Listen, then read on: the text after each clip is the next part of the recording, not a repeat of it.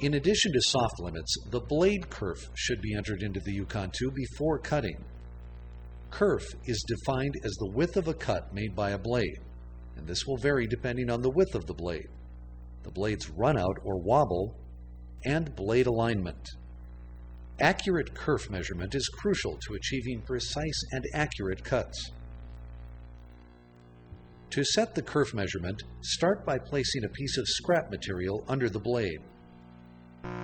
On the main menu, press the single cut key. Press the Arbor Start button on the operator panel. And using the joystick and speed pot, slowly lower the saw into the material, just enough to cover the blade segments.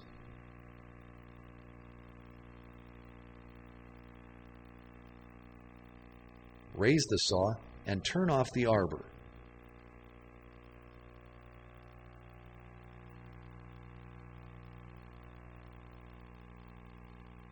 Using a tape measure, measure the width of the cut you just made. On the main menu, enter the setup under the word kerf, touch it.